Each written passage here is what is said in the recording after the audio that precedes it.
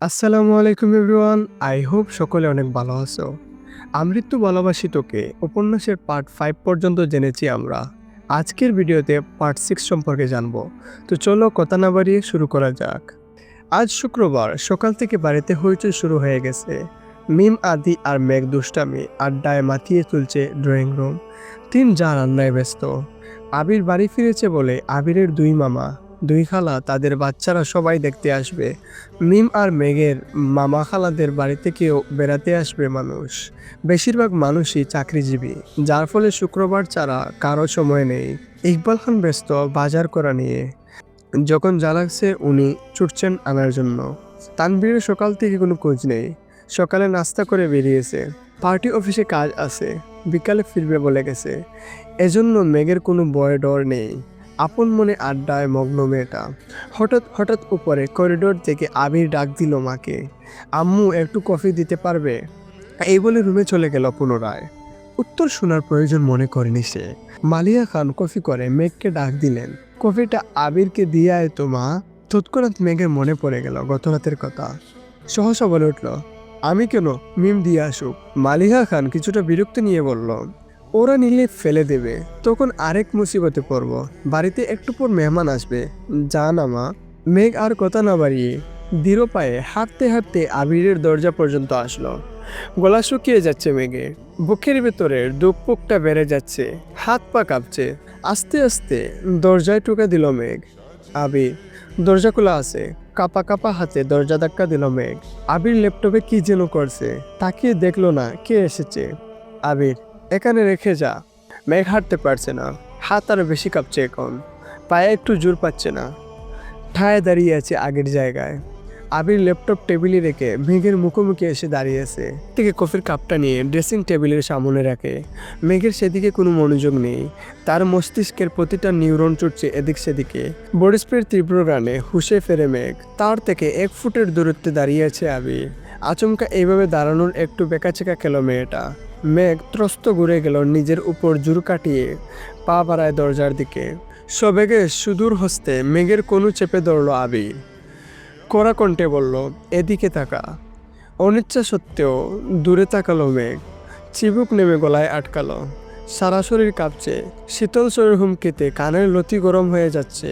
সাথে আবিরের শরীর আর বডি স্প্রের তীব্র গন্ধ নাকে লাগছে মেঘের। আবির পুরো কণ্ঠে বলল, কফিটা টেবিলে দিয়ে আসতে বলেছিলাম, কথা কানে যায় না? এতটুকু বলতেই মেঘ হেলে দুলে পড়ে যেতে নেই। টালমাল মেয়েটার বাহু ধরে সোজা করে দাঁড়িয়ে দিল আবির।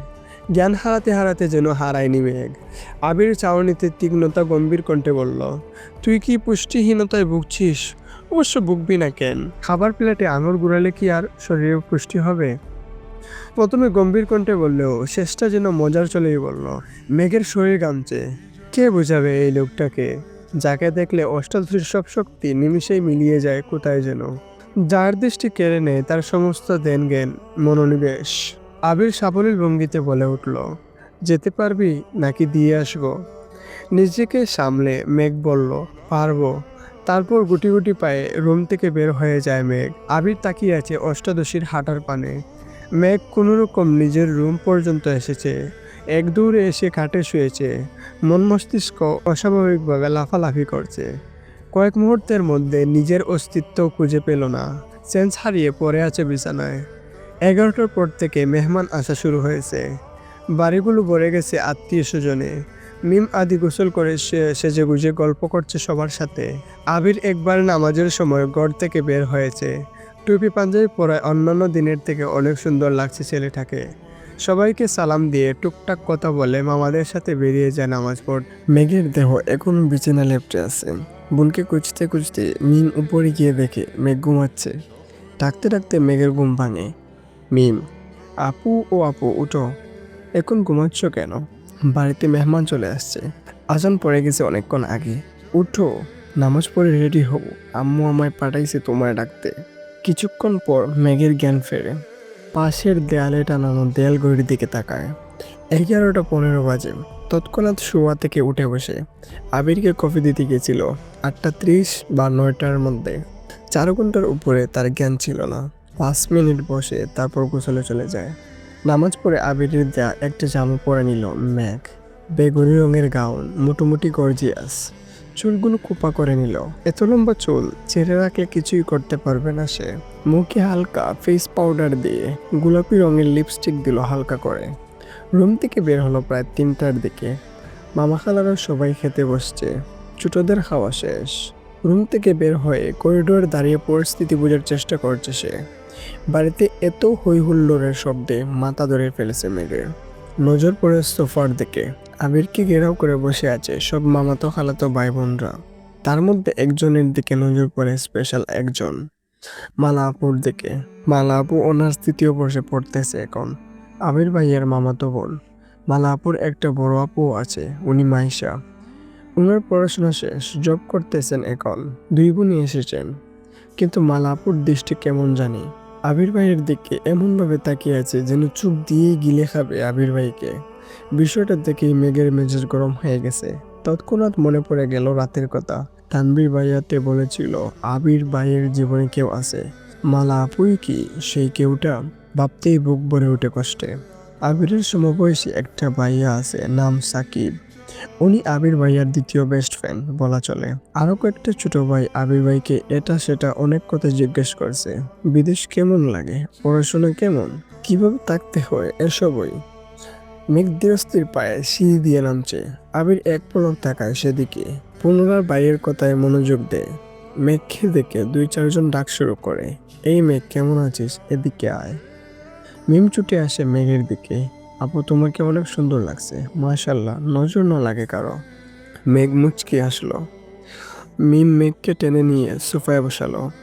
সবার সাথে কথা বলতে বলতে হঠাৎ দৃষ্টি পড়ে আবির ভাইয়ার দিকে। উপর থেকে সে শুধু মালা আপুর নজরটাই দেখেছে। এখন সে আবিরকে দেখছে। নীল পাঞ্জাবি, সাদা প্যান্ট, মাথায় টুপি, কত মায়াবী লাগছে। আবিরের হাস্যজ্জ্বল মুখটা দেখে প্রেমে পড়ে গেছে মেঘ। যত্রতত্র দৃষ্টি সরিয়ে বাকিদের সাথে কথা বলায় ব্যস্ত হলো। বড়দের খাওয়া শেষ। মেঘ উঠে সবাইকে সালাম দিয়ে কুশগল্প করতে লাগে। খালামণিদের অনেক দিন পরে দেখছে।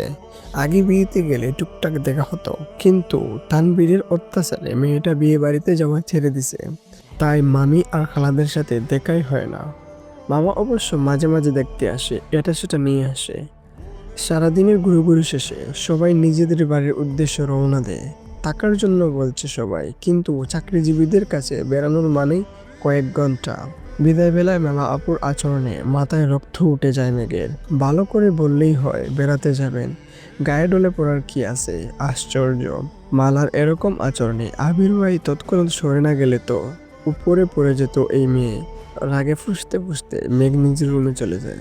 মেহমানদের বিদায় দিয়ে আবিরও বাইক নিয়ে বেরিয়ে পড়ে কোথাও যেন। মাঝখানে তানভীর একবার এসেছিল, সবার সাথে দেখা করে আবার বেরিয়ে গেছে।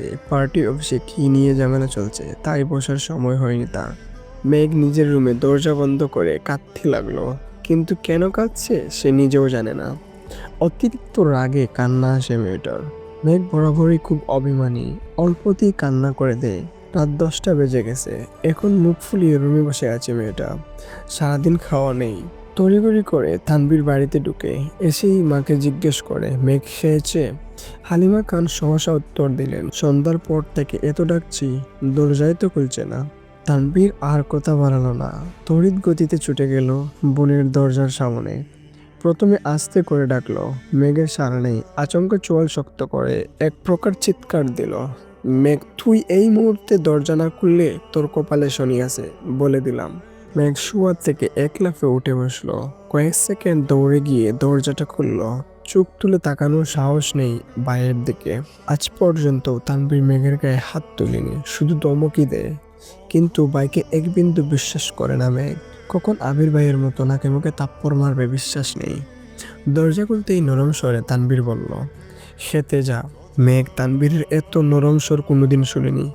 ভাবতেই পারছে না ভাইয়া তাকে এত ভালোবেসে খেতে বলছে। তানভীর, খাওয়া শেষ হলে তোর ফোনটা দিস, তোকে একটা ফেসবুক আইডি খুলে দিব। তানভীরের এমন কথায় মেঘ আহাম্মক বনে গেল। তানভীর ভাই বরাবরই এরকম, নিজেই জানবে তারপর নিজেই আদর করবে, এটা সেটা কিনে আনবে মেঘের জন্য। কিন্তু আজকের বিষয়টা সম্পূর্ণ ভিন্ন। এত নরম স্বর কখনো শুনিনি এর আগে। নিমিষেই মনটা খুশিতে ভরে গেল মেঘের। খাবার টেবিলে বসে আপন মনে খাচ্ছে মেঘ। আজকে তার পছন্দের অনেক রেসিপি আছে, একটু একটু করে সব চেক করছে, কিন্তু রাগে ফুসফুস করছে মেঘের আম্মু হালিমা খান। হালিমা খান, সন্ধ্যা থেকে যে তোকে এতবার ডাকতে গেলাম, বের হলি না কেন? ঠিকই বাইরের হয়ে বের হয়ে আসলি, আমাকে কেন কষ্ট দেস? তোকে কে কি বলে 2 দিন পর পর না খেয়ে পড়ে থাকিস? কিছুদিন পরে যে অ্যাডমিশন, না হলে পড়বি কিভাবে? আর না পড়লে ভর্তি হবি কিভাবে? তুইও তোর ভাইয়ের মতো হচ্ছিস, সে সারাদিন বন্ডের মতো টুই টুই করে ঘুরে, আর তুই এখন তার ভাব নিচ্ছিস। খেয়ে না খেয়ে রুমে পড়ে থাকিস। আর শুন মেয়ে, আর শুন, মেয়ে মানুষের এত রাগ জেদ ভালো না। তোর এই রাগ জেদ সামলানোর জন্য আমরা সারা জীবন তোর পাশে থাকবো না। এতটুকু বলতে চুপ করে ড্রয়িং রুমে দাঁড়ানো আবিরের দিকে। আবিরের ছাউনিতে পরিষ্কার রুষ্টতা, শ্যামবর্ণের মুখমণ্ডল খালা দেখাচ্ছে। কড়া কণ্ঠে মামনির দিকে তাকিয়ে প্রশ্ন করলো, কি হয়েছে? পুরুষালী কণ্ঠে আঁতকে উঠে মেঘ।